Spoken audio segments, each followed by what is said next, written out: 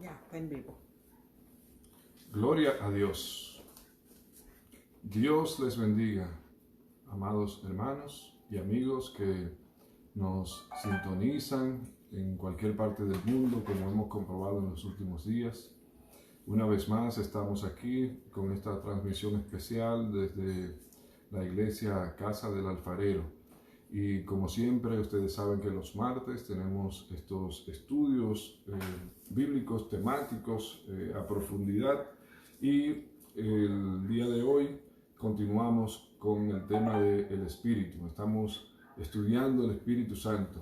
Recuerden que este estudio está basado en un libro. El libro se titula Consejero, Maestro y Guía, y es parte del currículum del curso de discipulado de la Universidad Global de las Asambleas de Dios, Springfield, Missouri. También queremos darle un poquito de tiempo a los hermanos para que se conecten y que reporten su sintonía. Estamos agradecidos de Dios por esta oportunidad. Agradecemos también especialmente a los pastores de la Iglesia Casa del Alfarero, el pastor Rey Hermoso y la pastora Rosita Hermoso por el privilegio que nos brindan de darnos la oportunidad de traer estas enseñanzas. Pues bien, la semana pasada dimos una breve introducción al tema que vamos a estar tratando hoy, pero hoy es que vamos a entrar de lleno en él, que es el tema de el Espíritu Santo, una persona divina.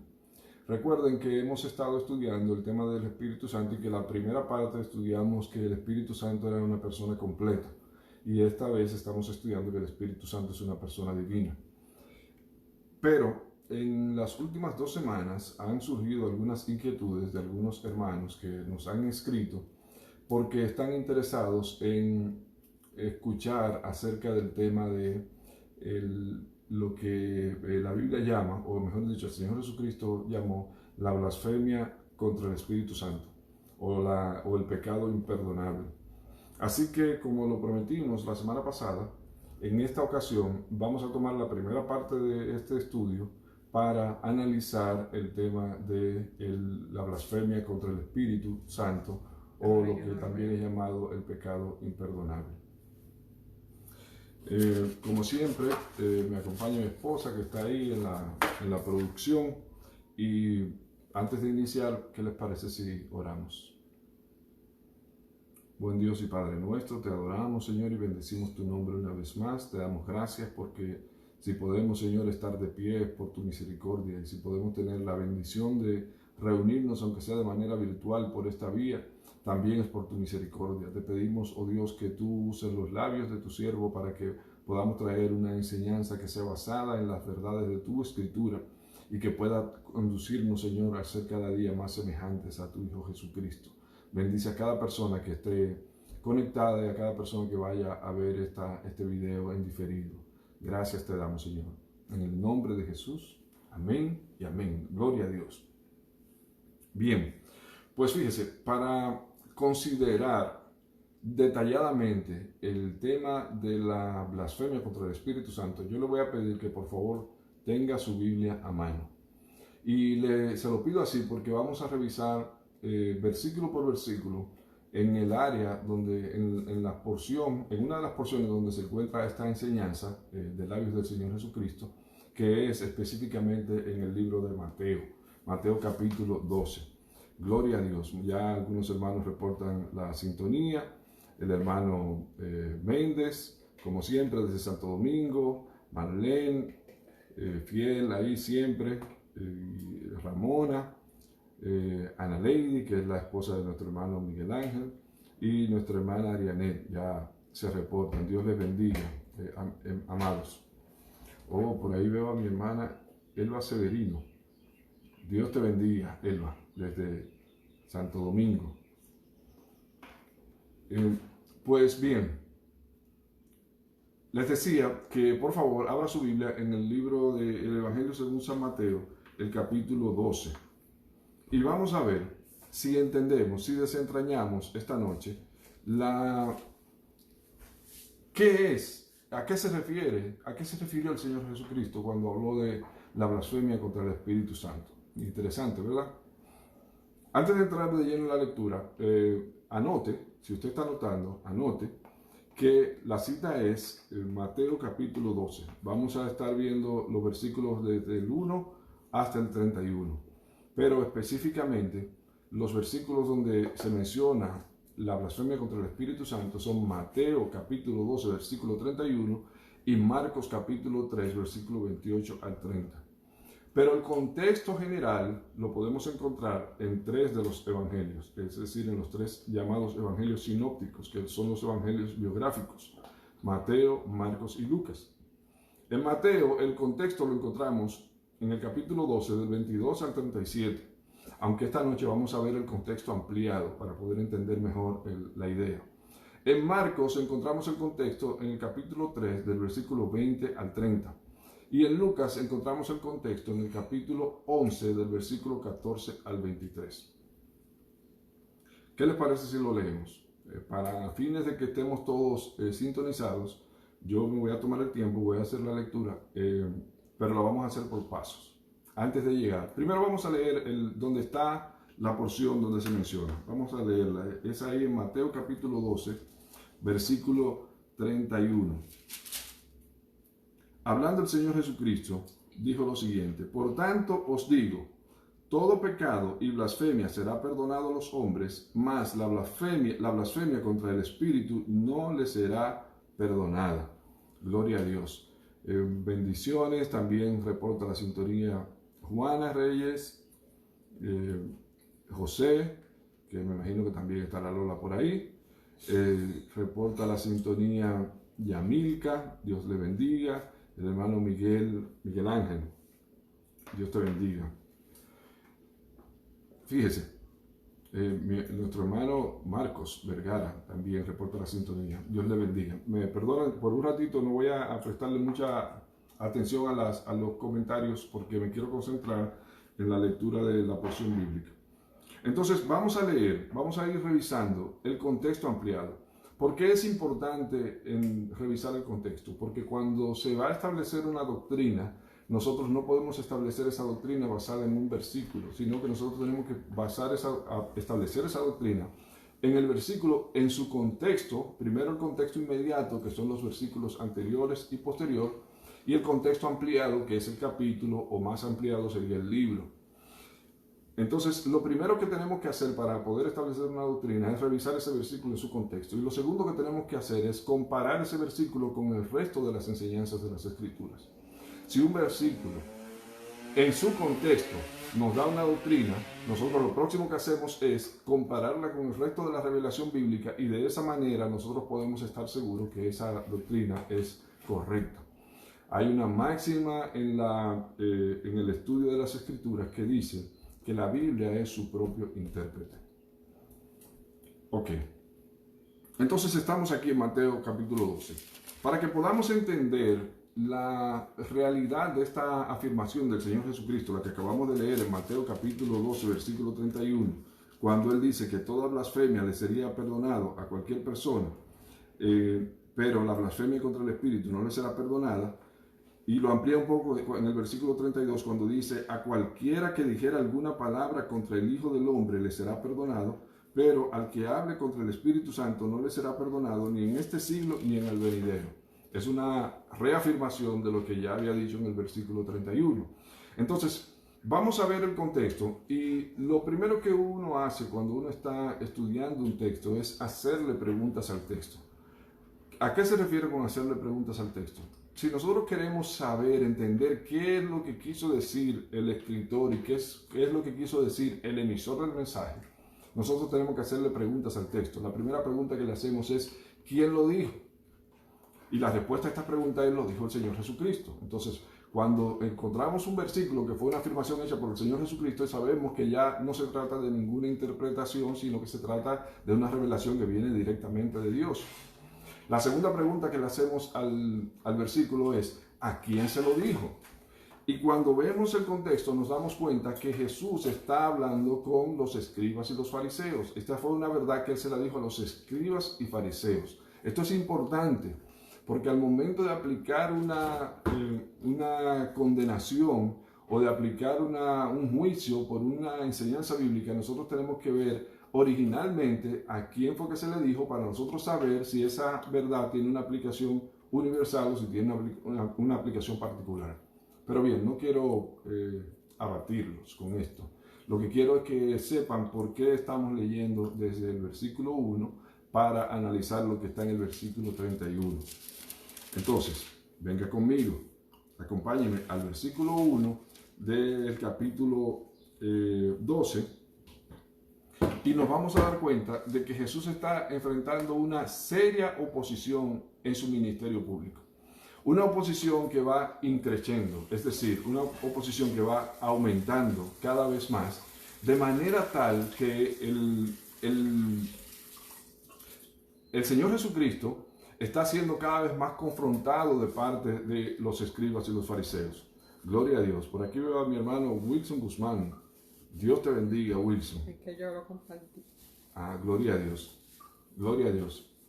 Mi esposa lo compartió y por ahí están los hermanos de allá de Santo Domingo también sintonizados con la transmisión de la iglesia Casa del Alfarero. Entonces, Jesús viene enfrentando una seria oposición a su ministerio desde que él hizo su ministerio público. Y esa oposición vemos aquí en el versículo 1, del versículo 1 al 8, que comenzó en la forma de unos cuestionamientos al liderazgo que él ejercía sobre sus discípulos. Un cuestionamiento hacia su liderazgo era conforme a los mandamientos de la ley. Lea conmigo, capítulo 12, versículo 1. En aquel tiempo iba Jesús por los sembrados en un día de reposo, y sus discípulos tuvieron hambre, y comenzaron a arrancar espigas y a comer. Viéndolo, los fariseos le dijeron: He aquí tus discípulos hacen lo que no es lícito hacer en el día de reposo. Pero él les dijo: ¿No habéis leído lo que hizo David cuando él y los que con él estaban tuvieron hambre? ¿Cómo entró en la casa de Dios y comió los panes de la proposición y que no le era lícito comer ni a él ni a los que con él estaban, sino solamente a los sacerdotes? ¿O no habéis leído en la ley cómo en el día de reposo los sacerdotes en el templo profanan el día de reposo y son sin culpa? Pues os digo que uno mayor que el templo está aquí. Y si supieseis qué significa misericordia quiero y no sacrificio, no condenarías a los inocentes, porque el Hijo del Hombre es Señor del día de reposo. ¿Se dan cuenta lo que pasó aquí? Los fariseos y los escribas comienzan con un cuestionamiento al liderazgo de Jesús al preguntarle: ¿por qué tú no le prohíbes a ellos que recojan espigas en el día de reposo? Y la respuesta de Jesús lo que hace es avergonzarlos. Oiga las palabras del Señor Jesucristo. ¿No habéis leído? Versículo 3.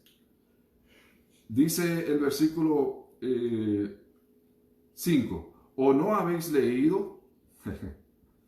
El versículo 7 dice: y si supieseis qué significa, en otras palabras, ¿cómo usted piensa que se sintieron los escribas y los fariseos?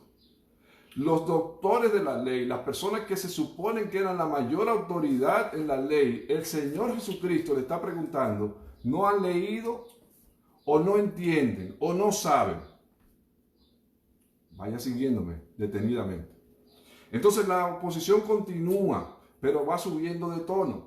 El próximo nivel de oposición viene con una pregunta capciosa, versículos 9 y 10. Dice así: pasando de allí, vino a la sinagoga de ellos, y aquí había allí uno que tenía seca una mano, y preguntaron a Jesús para poder acusarle: ¿es lícito sanar en el día de reposo? Es lícito sanar en el día de reposo, pero ¿cuál era la intención de ellos? Aquí el escritor la revela. Dice en el versículo 10, para poder acusarle. Eso es lo que se llama una pregunta capciosa. El propósito de ellos no era saber algo, el propósito de ellos era tenderle una trampa al Señor Jesucristo. Entonces Jesús los hizo volver a quedar en ridículo. Versículo 11 al 13.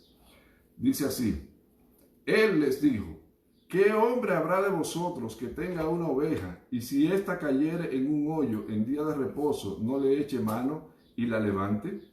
Pues cuánto más vale un hombre que una oveja. Por consiguiente, es lícito hacer el bien en los días de reposo. Entonces dijo a aquel hombre: extiende tu mano, y él la extendió y le fue restaurada sana como la otra. Y salidos los fariseos, tuvieron consejo contra Jesús para destruirle. ¿Lo anotó? Versículo 14. La clave de lo que vamos a ver más adelante la vamos a encontrar aquí en el versículo 14. ¿Qué decisión tomaron los fariseos y los escribas? Tomaron la decisión de matar a Jesús. Consejo para destruirlo. ¿Por qué tomaron esa decisión? Porque habían sido públicamente avergonzados. ¿Cómo nosotros sabemos que eso es así? Que ellos habían tomado esa decisión y que ellos estaban conscientes de quién era Jesús. Lo vamos a ver más adelante. Ahora, fíjese que en el versículo 15 nos damos cuenta que Jesús ya sabía que ellos habían tomado esa decisión. Dice el versículo 15, sabiendo esto, Jesús se apartó de allí y le siguió mucha gente y sanaba a todos. Sabiendo esto, ¿sabiendo qué? Sabiendo que los fariseos, los escribas y los fariseos ya habían tomado la decisión de destruirlo. Entonces, ok. Sin embargo, los líderes religiosos no se conforman con esto. Dice ahí que ya ellos habían tomado esa decisión y entonces comienzan una embestida más feroz contra el Señor Jesucristo. Vamos, salte conmigo ahora al versículo 22. Entonces fue traído a él un endemoniado, ciego y mudo, y le sanó de tal manera que el ciego y mudo veía y hablaba. Y toda la gente estaba atónita y decía, ¿será este aquel hijo de David? ¿Escuchó eso? No solamente los fariseos y los escribas habían tomado la decisión de destruirlo, sino que apareció en la multitud la idea de que este hombre, Jesús, cumplía los requisitos para ser el Hijo de Dios. Y entonces la gente comienza a preguntarse, ¿y no será este el Hijo de Dios? ¿Y qué pasa con eso, con los fariseos y los escribas? ¿Qué pasó en ese momento? En el momento en que ya ellos comenzaron a escuchar que se estaba regando la idea de que Jesús era el Mesías. Entonces ellos tuvieron celo ministerial y a la decisión que habían tomado de destruirlo, agregaron una decisión más grave aún, que fue la de atribuirle las obras que Jesús hacía, atribuírselas a Satanás. Oiga, siga conmigo, estamos en el versículo 22. Versículo 23. Y toda la gente estaba atónica y decía, ¿será este aquel hijo de David? Eso coincide con lo que dice el versículo 22. ¿Y cuál fue la reacción de los fariseos? Versículo 24. Mas los fariseos, al oírlo, ¿al oír qué? Al oír lo que la gente estaba diciendo. Mas los fariseos al oírlo decían, ¿será este aquel hijo de David? Perdón, los fariseos al oírlo decían, este no echa fuera a los demonios, sino por Belcebú, príncipe de los demonios. ¿Lo escuchó? Pregunta. Póngale oído, póngale atención. ¿Usted piensa que los fariseos creían esa afirmación que ellos estaban haciendo?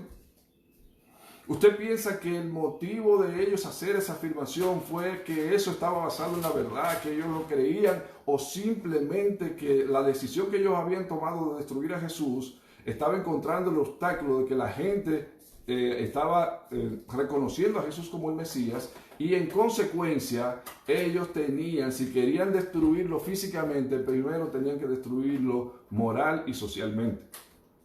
Entonces hacen esta afirmación. ¿Cuál fue la afirmación? Este no echa fuera a los demonios, sino por Belcebú, príncipe de los demonios. A partir de aquí viene la respuesta de Jesús, pero la respuesta de Jesús comienza con una parábola.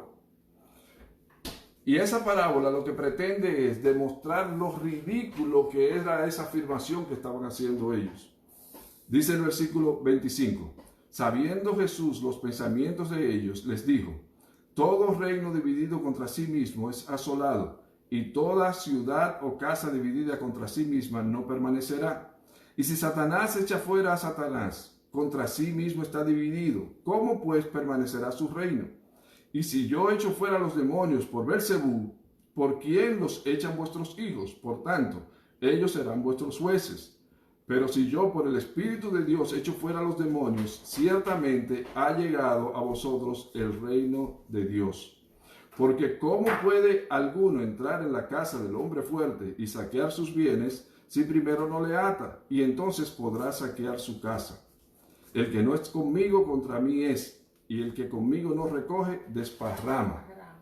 El Señor Jesucristo con esta parábola les está diciendo, ustedes no saben cuán ridícula es la afirmación que ustedes están haciendo. ¿Cómo yo voy a andar con el poder de Satanás destruyendo el reino de Satanás?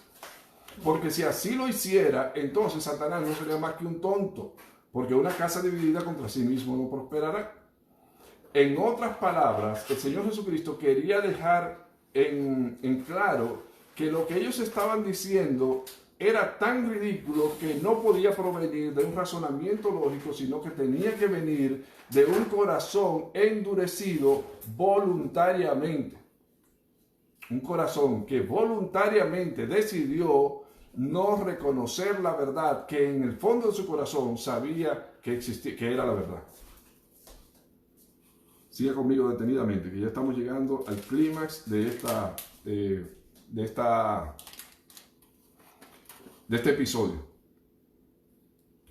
Finalmente, Jesús le hace una categórica afirmación, una sentencia categórica. Por tanto, versículo 31, por tanto os digo, todo pecado y blasfemia será perdonado a los hombres, mas la blasfemia contra el Espíritu no les será perdonada. Ahora, quiero que volvamos a hacer las preguntas que hicimos al principio. ¿Quién está haciendo esta afirmación? Jesús. ¿A quién se le está haciendo? A los escribas y fariseos. ¿Por qué se le está haciendo? Porque ellos, con su conducta necia, están afirmando con sus labios lo que ni ellos mismos creen, que Satanás iba a estar destruyendo su propio reino. Ellos sabían perfectamente que Jesucristo venía directamente del Padre. ¿De dónde yo saco eso? Vaya conmigo a Juan capítulo 3.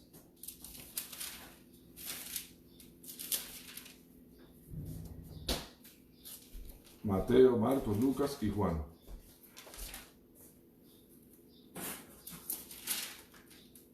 Gloria a Dios. Juan capítulo 3. Y vamos a ver la conversación del Señor Jesucristo con uno de los líderes fariseos, uno de los líderes del Sanedrín, que se reunió con él de noche. Esto es una conversación muy famosa. Dice el versículo 1, había un hombre de los fariseos que se llamaba Nicodemo, un principal entre los judíos. Este vino a Jesús de noche y le dijo, Rabí, sabemos, anote ahí, subraye esa palabra, sabemos que has venido de Dios como maestro, porque nadie puede hacer esas señales que tú haces si no está Dios con él.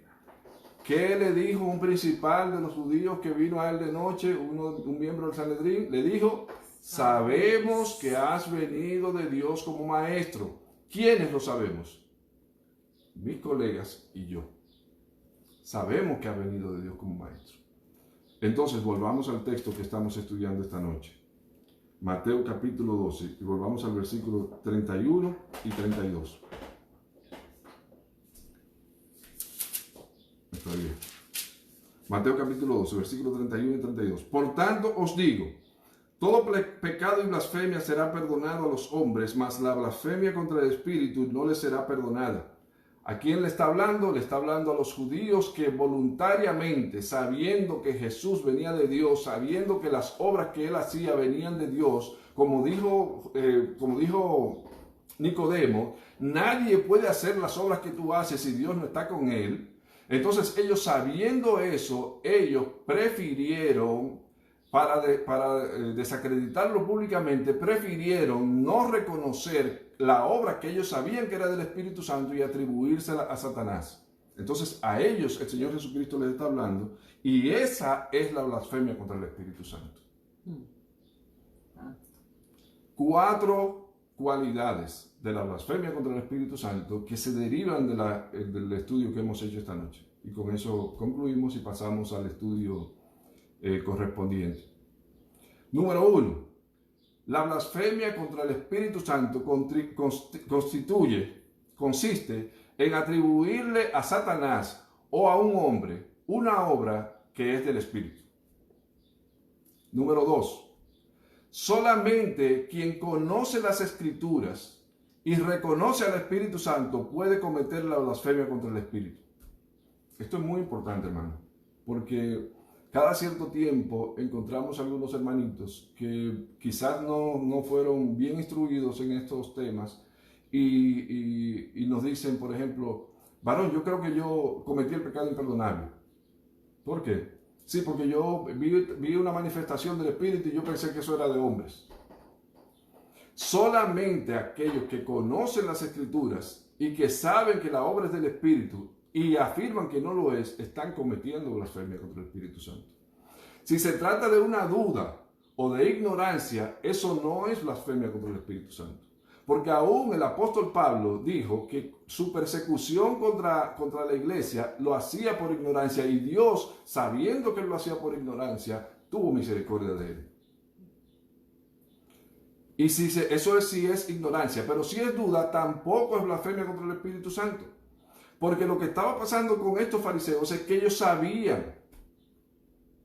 Pero si hubiesen tenido alguna duda, eso no es blasfemia contra el Espíritu Santo. Eso es duda. Y la duda la sentimos todos en algún momento de nuestra vida. Juan, que es el profeta que dijo el Señor Jesucristo que nacido de mujer no había uno mayor que él, tuvo momentos de duda al final de su ministerio, de su carrera ministerial y al final de su vida. Entonces, la duda no es una blasfemia contra el Espíritu Santo. Tercero, una persona que es ignorante, bueno, eso es lo que acabo de decir, o que no está segura que una obra proviene del Espíritu Santo, no es culpable de blasfemia contra el Espíritu, aunque lo exprese verbalmente. Y cuarto, la blasfemia contra el Espíritu Santo es imperdonable simplemente porque quien lo hace ha elegido consciente, voluntaria y deliberadamente no darle la gloria al Espíritu por motivos egoístas, aunque él sepa que eso viene del Espíritu. O sea que si yo tengo dudas de si una manifestación es del Espíritu, no, entonces yo no estoy condenada. Eso no es una blasfemia contra el Espíritu. Porque eso es normal que yo pueda tener dudas. Ahora, si es que yo sí sé que es una manifestación del Espíritu y entonces yo como tú dijiste, por egoísmo. No lo quieres reconocer por razones egoístas como las que acabamos de ver con el caso de los fariseos. Entonces ahí sí cometí el pecado imperdonable, como dicen los hermanitos. Eso es blasfemia contra el Espíritu. Okay. De hecho, el mismo hecho de que una persona venga contristado, pensando que cometió una blasfemia contra el Espíritu, es una señal de que el Espíritu lo está redarguyendo. Gloria a Dios. Gloria a Dios. Espero que hayamos podido responder la inquietud que nos plantearon algunos hermanos en las semanas anteriores. Y si es así, déjenmelo saber. Déjenme saber Yesenia, que fue una de las que más insistió sobre el tema. Y si no le quedó claro, pues en cualquier momento podemos volver a retomar el tema. Pero ahora vamos a entrar en la lección de esta noche. Bien, Dios les bendiga, mis amados. Gracias. Esto es para mí un privilegio y un gozo poder tener la oportunidad de profundizar en las Escrituras. Pues bien, la semana pasada, como les decía, comenzamos este tema del Espíritu Santo, sus atributos divinos, o mejor dicho, el Espíritu Santo, una persona divina. La semana pasada vimos cómo el Espíritu Santo estaba asociado a la divinidad en más de una ocasión. Por ejemplo, si recuerdan, la semana pasada vimos que la bendición que el apóstol Pablo dio en 1 Corintios capítulo, la bendición que el apóstol Pablo le dejó a los corintios no recuerdo si fue en 14, 1 Corintios 14, bueno, la bendición donde el apóstol Pablo hablaba de que quería bendecir a los corintios con la gracia del Señor Jesucristo, con el amor del Padre y con la comunión del Espíritu Santo. Es una asociación divina del Espíritu Santo. También recuerdan que vimos cómo en el Antiguo Testamento también se hacía una asociación en Génesis, cuando el Señor decía, hagamos al hombre a nuestra imagen y semejanza.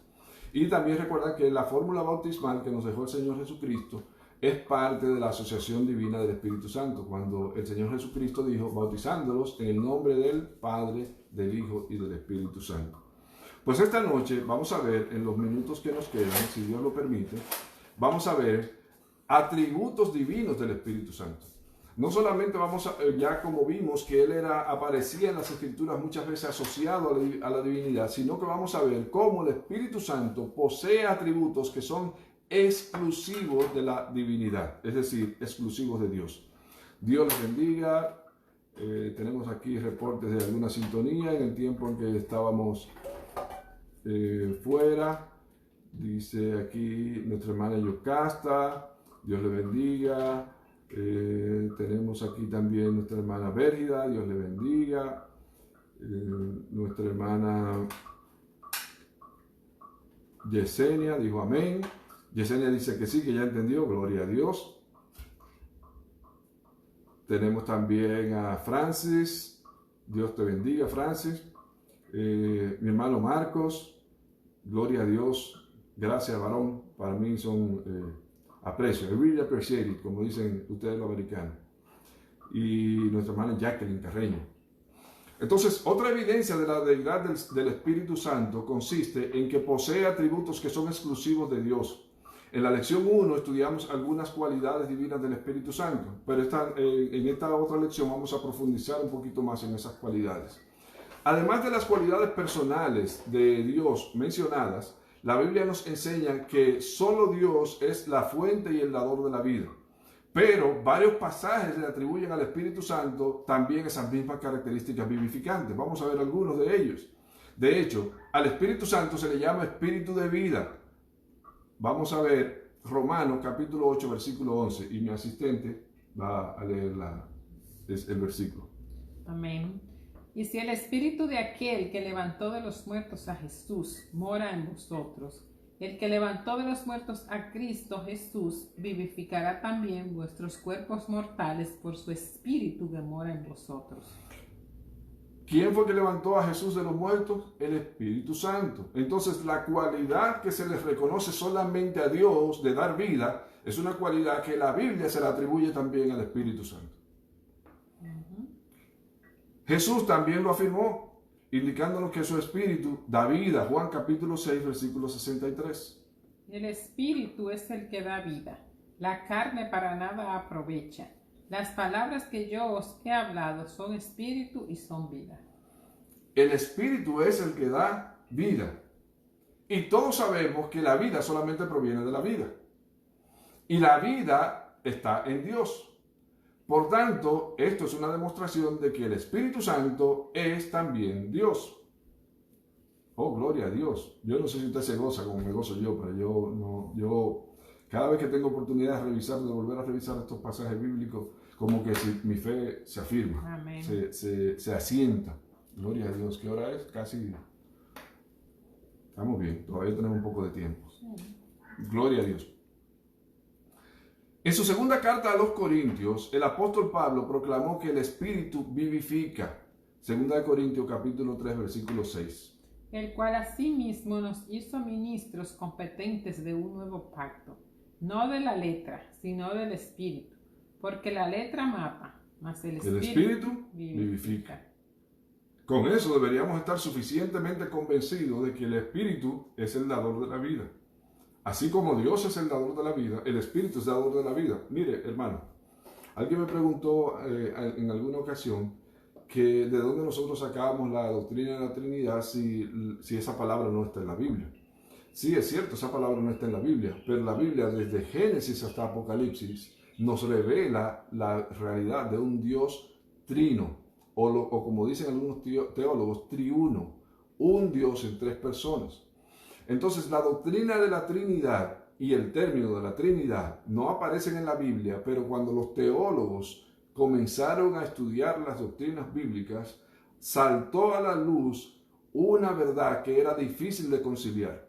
Y esa verdad que era difícil de conciliar es que el Padre tiene atributos divinos, el Hijo tiene atributos divinos y el Espíritu tiene atributos divinos.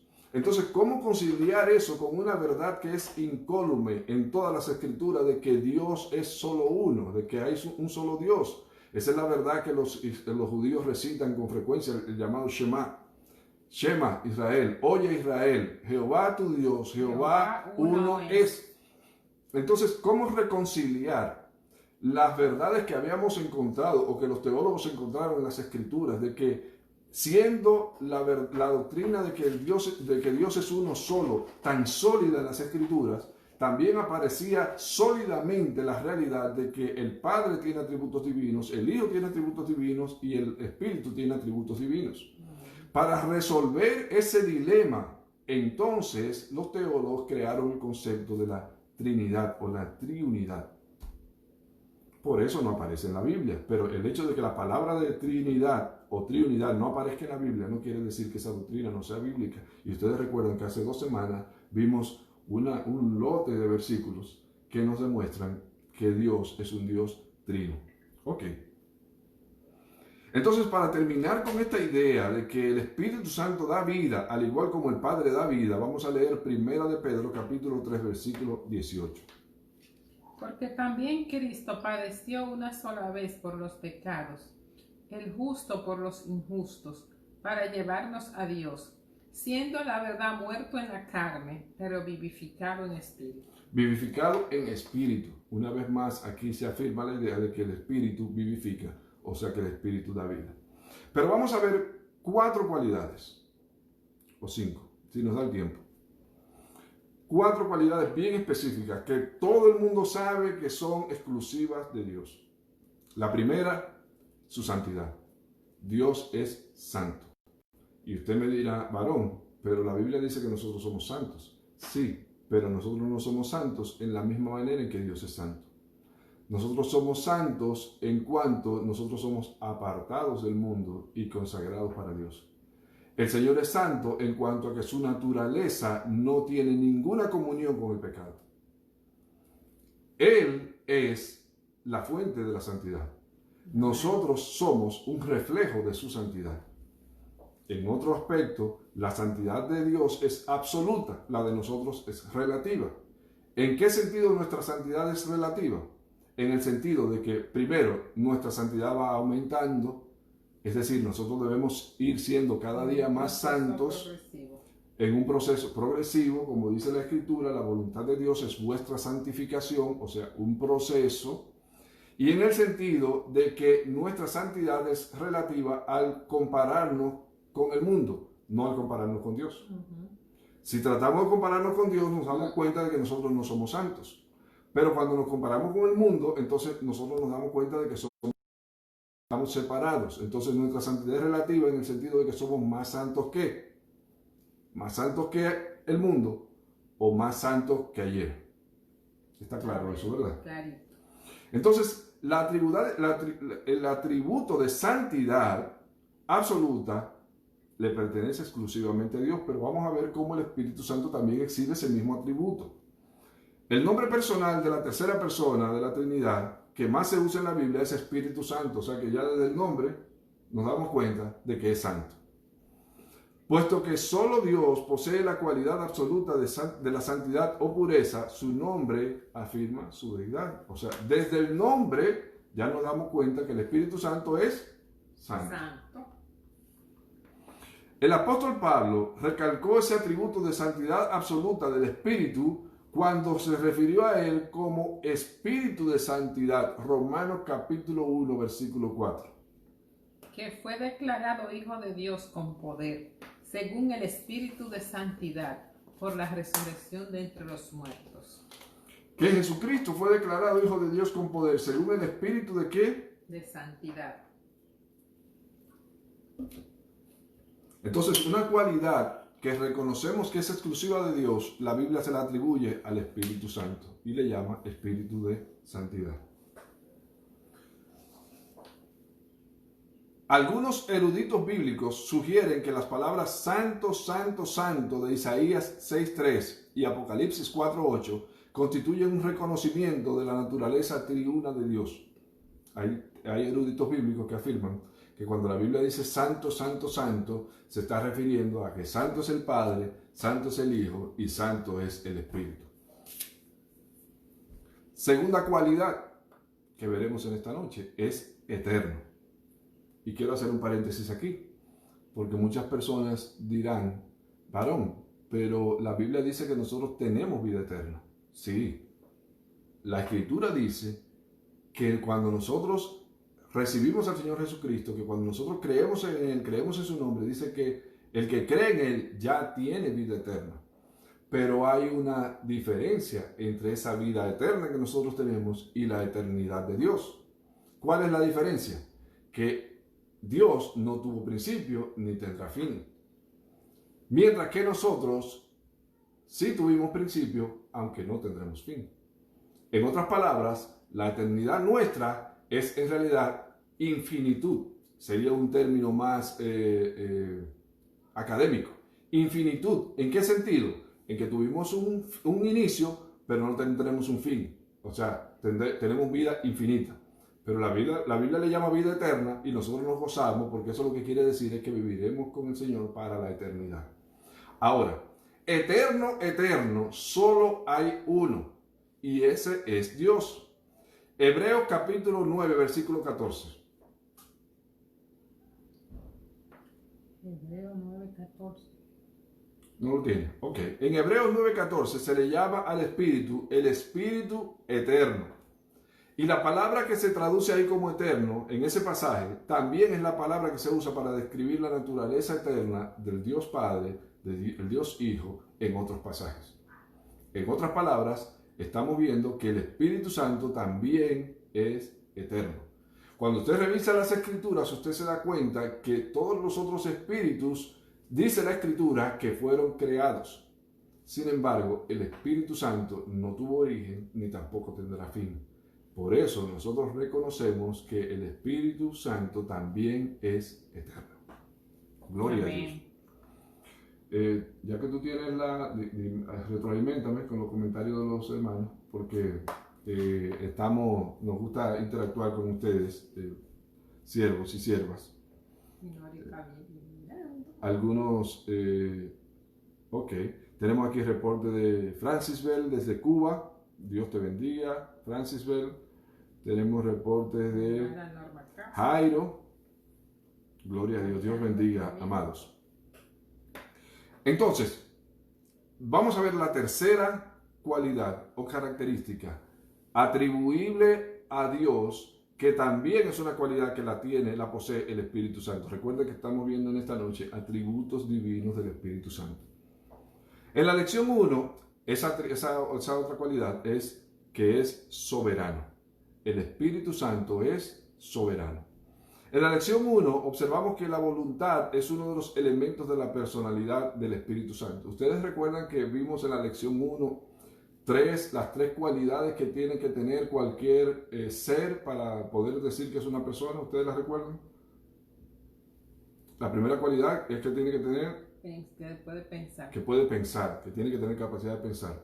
La segunda cualidad es que tiene que tener sentimientos, emociones, tiene que tener capacidad de emocionarse y de sentir. Y la tercera cualidad es que tiene que tener una voluntad, capacidad de tomar decisiones. Y recuerdan que después vimos que el Espíritu Santo también tiene esas cualidades. Y una de ellas fue que tiene voluntad. Ahora, la voluntad del Espíritu Santo no es como la voluntad de los hombres, porque la voluntad del Espíritu Santo es perfecta, que es una cualidad que se le atribuye únicamente a Dios. En 1 Corintios capítulo 12, el apóstol Pablo se refiere a la naturaleza soberana del Espíritu Santo en su tratado sobre los dones espirituales.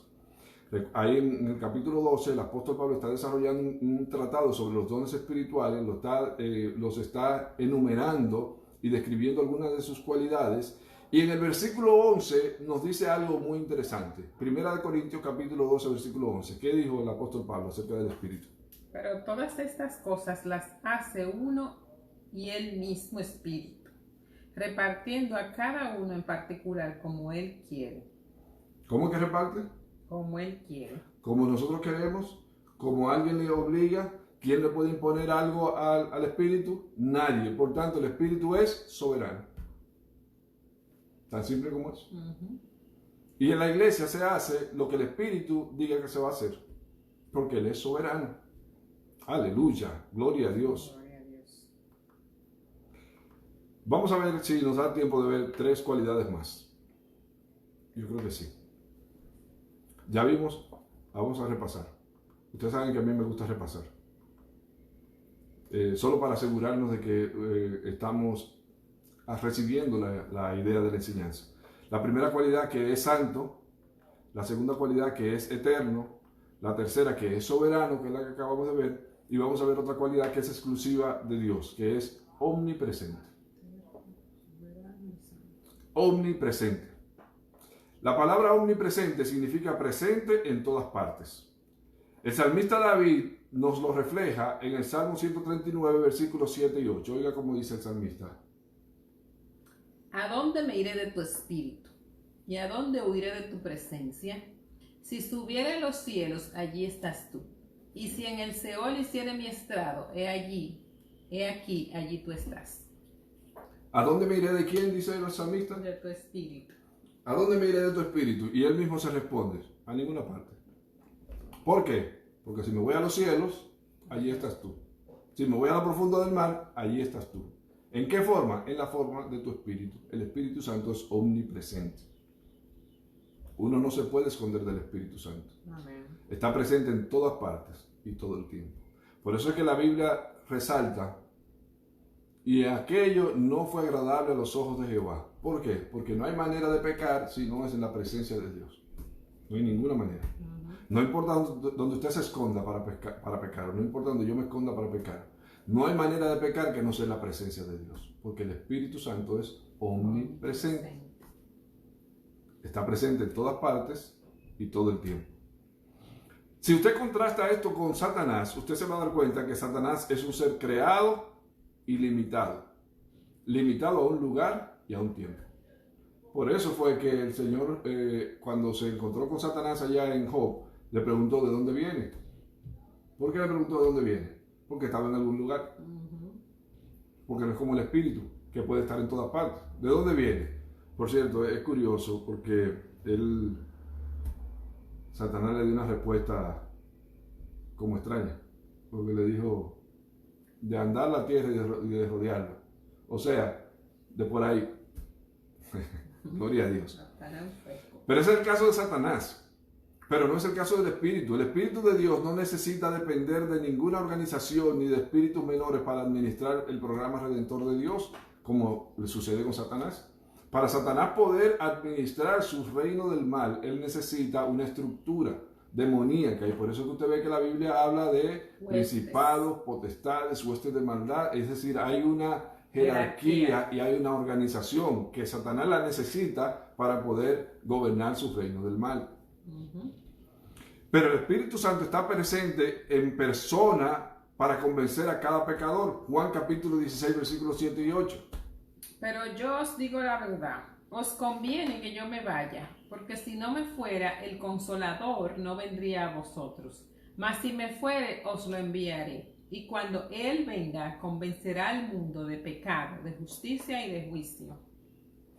Cuando Él venga, convencerá ¿a quién? Al mundo. ¿Y cómo lo va a hacer eso? Si no puede estar presente en todas partes, ¿cómo el Espíritu Santo se va a encargar de convencernos? ¿Cómo el Espíritu Santo me pudo convencer a mí hace 20 años de pecado, de justicia y de juicio en el lugar donde yo estaba, si Él hubiese estado ocupado en ese mismo tiempo, convenciendo a otro en el otro lado del mundo? Pero como es omnipresente, Él puede convencer al pecador de pecado, de justicia y de juicio, no importa dónde se encuentre, así se encuentre en la ventana 1040.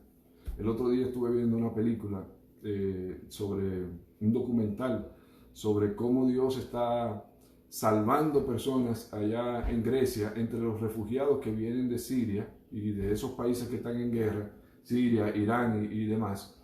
Y más de un testimonio de musulmanes de cómo el Señor Jesucristo se les apareció en sueños y le dio palabras escritas en la Biblia, que ellos tuvieron que salir a buscar a alguien que les dijera que dónde estaba esa palabra, y más de un pastor se encontraron con personas que llegaron donde ellos, mire, yo tuve esta revelación y una persona me dijo esta y esta escritura, o mejor dicho, esta y estas palabras, yo quiero saber dónde está eso, y los pastores han tenido que ir a la Biblia para buscarlo.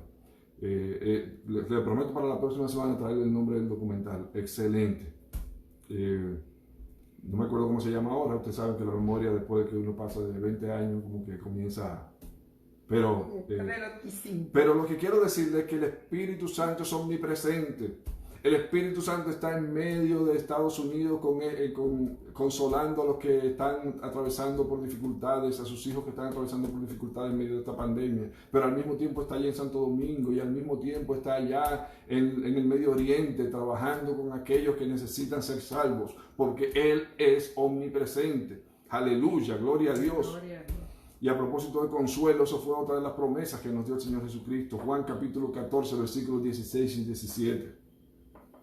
Ya lo leímos. Rogaré al Padre y os dará otro consolador, para que esté con vosotros para siempre.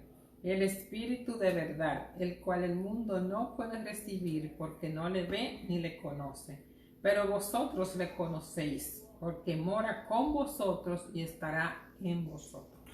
Mora con nosotros y está en nosotros. Y si Él no es omnipresente, yo le pregunto a usted, no tiene que responderme, pero le pregunto, si Él no fuera omnipresente, ¿cómo podría ser que estuviera conmigo y estuviera también con mi esposa y estuviera con ustedes allá en los lugares donde están? Pero sí puede estar porque es omnipresente. Aleluya, gloria a Dios. Es omnisciente. Nada se esconde del Espíritu Santo. Omnisciente quiere decir que todo lo sabe. Todo lo ocurrido desde el principio del tiempo y de antes del tiempo lo sabe el Espíritu Santo. Todo lo que está ocurriendo en todas partes ahora mismo y todo lo que ocurrirá en el futuro, Él lo conoce, pero no lo conoce de oídas, sino que lo conoce perfectamente y en detalle. El apóstol Pablo nos reveló la omnisciencia del Espíritu Santo en su carta a los Corintios, capítulo 1, su primera carta a los Corintios, capítulo 2, versículos 9 al 11. Óigalo y gócese conmigo. Antes bien, como está escrito, cosas que ojo no vio, ni oído yo, ni han subido el corazón del hombre, son las que Dios ha preparado para los que le aman. Pero Dios nos las reveló a nosotros por el Espíritu. Porque el Espíritu todo lo escudriña. ¿El Espíritu qué? Todo lo escudriña. ¡Aleluya! Gloria a Dios. Gloria a Dios. Aún lo profundo de Dios, dice, lo escudriña. Wow. Porque ¿quién de los hombres sabe las cosas del hombre, sino el Espíritu del hombre que está en él? Así tampoco nadie conoció las cosas de Dios, sino el Espíritu de Dios. El Espíritu de Dios lo conoce todo. Por eso es que podemos descansar en la relación que tenemos con el Espíritu Santo. Espíritu Santo, ahora mismo siento como que todo el mundo se me viene encima y como que no tengo futuro, pero tú sabes todas las cosas. Y yo confío en que tú eres bueno y tú tienes algo reservado para mí. Amén. Aleluya, gloria a Dios. Gloria a Dios. Amén. Y finalmente, es omnipotente. ¿Qué significa omnisciente? Que todo lo sabe. ¿Y qué significa omnipotente? Que todo lo puede. Que es Todo lo Poderoso. puede. poderoso, pero no poderoso simplemente, sino Todo. todopoderoso. Todopoderoso. Aleluya. Se le llama al Espíritu Santo en Lucas capítulo 1, versículo 35. Oiga cómo se le llama. El poder del Altísimo. Lucas capítulo 1, versículo 35. Respondiendo el ángel le dijo, el Espíritu Santo vendrá sobre ti, y el poder del Altísimo te cubrirá con su sombra. Por lo cual también el santo ser que nacerá, será llamado Hijo de Dios. El Espíritu Santo vendrá sobre ti y el poder del Altísimo, que está presente en el Espíritu Santo, póngame atención, no es que el Espíritu Santo es un poder, como dicen los testigos de Jehová. Él es una persona, porque ya eso lo establecimos hace 2 semanas. Él es una persona, pero esa persona tiene el poder del Altísimo. Amén. Aleluya. Un ejemplo significativo en el Antiguo Testamento es el caso de Sansón, cuya fuente de poder no eran sus cabellos ni su musculatura, sino el Espíritu de Dios que moraba en él, o mejor dicho, que posaba sobre él. Amén. Jueces capítulo 14, versículo 6. Y el Espíritu de Jehová vino sobre Sansón, quien despedazó al león como quien despedaza un cabrito, sin tener nada en su mano, y no declaró ni a su padre ni a su madre lo que había hecho. Oye, como dice que él cometió esa hazaña, pero antes de que cometiera esa hazaña, dice, el Espíritu de Jehová vino sobre Sansón. Y Jueces 16, versículo 20, uno de los versículos más tristes que hay en todas las Escrituras. Pongan la atención. Jueces capítulo 16, versículo 20. Y le dijo, Sansón, los filisteos sobre ti. Y luego que despertó él de su sueño, se dijo, esta vez saldré como las otras y me escaparé. Pero él no sabía que Jehová ya se había apartado de él. Wow, qué triste. Uno de los versículos más tristes, que cada vez que lo leo no puedo evitar sentirme un poco compungido. Sí. Porque qué triste es cuando nosotros pensamos que las manifestaciones de poder que Dios ejerce a través de nosotros, qué triste cuando nosotros pensamos que eso es una característica, una cualidad nuestra. Qué triste cuando nosotros pensamos que eso es algo como que usted porta y que usted lo puede usar cuando usted lo quiera. Lamentable. Y un buen día nos podemos dar cuenta de que ese poder que nosotros pensamos que era nuestro, ya no lo tenemos. ¿Por qué? Porque el Espíritu Santo es todopoderoso y si algo podemos hacer es por su Espíritu. Finalmente quiero terminar con la declaración que está en Zacarías capítulo 4 versículo 6 y que nosotros los evangélicos la citamos mucho. ¿No está ahí? ¿No la tiene? Ok, pero la voy a buscar. Nosotros los evangélicos la citamos mucho. Dice nuestro hermano Marco que nada podemos esconder del discernimiento escudriñador del Espíritu Santo. Así es, gloria a Dios. Nada podemos esconder. Si subiera a los cielos, allí estás. Ahí estás tú. Dice en el Seol. ¿Zacarías qué? Zacarías 4, versículo 6. Y con eso vamos a terminar por esta noche. Versículo 6. ¿Lo encontraste? Amén. Entonces respondió y me habló diciendo, esta es palabra de Jehová a Zorobabel, que dice, no con ejército ni con fuerza, sino con mi espíritu, ha Amén. dicho Jehová de los ejércitos. Aleluya. Gloria a Dios. Gloria a No Dios. con ejército No con fuerza ni con fuerza, sino con el Espíritu de Dios. Amén. Porque no hay poder humano, no hay poder demoníaco, no hay fuerza de las tinieblas que se pueda oponer a la voluntad expresa del Dios Todopoderoso y ejercida a través de su Espíritu Santo. Gloria a Dios. Aleluya, gloria a Dios. Así que en esta noche una vez más estamos convencidos de que el Espíritu Santo es Dios. Amén. Amén. Amén. Gloria a Dios. Bueno, como decimos nosotros evangélicos, hasta aquí mi parte, hasta aquí me ayudó el Señor. Y yo creo que es un buen momento para terminar con una oración, porque estamos viviendo tiempos un poco inciertos. Los que siguen las noticias saben que en la ciudad de Nueva York, como en otras ciudades de Estados Unidos, pero especialmente en la ciudad de Nueva York, han estado ocurriendo vandalismos y asaltos y la gente saqueos y la gente anda temerosa. Pero esta es una buena hora para nosotros recordar que si nosotros vamos a luchar, si vamos a protestar, no es con espada ni con ejército, sino con el poder del Espíritu Santo de Dios. Amén. Amén. Amén. Gloria a Dios. Gloria a Dios. Gracias, Señor, te damos en este día. Gracias por tu bendición. Gracias por estas palabras. Gracias por las escrituras. Gracias por el regalo perfecto, Señor, enorme, de esta lámpara que ilumina nuestros pies en tiempos oscuros. Padre, gracias te damos, Señor, por los que han podido participar y te pedimos, oh Dios, que cada persona que reciba esta administración sea bendecida ahora y en el futuro, hasta donde quiera que alcance.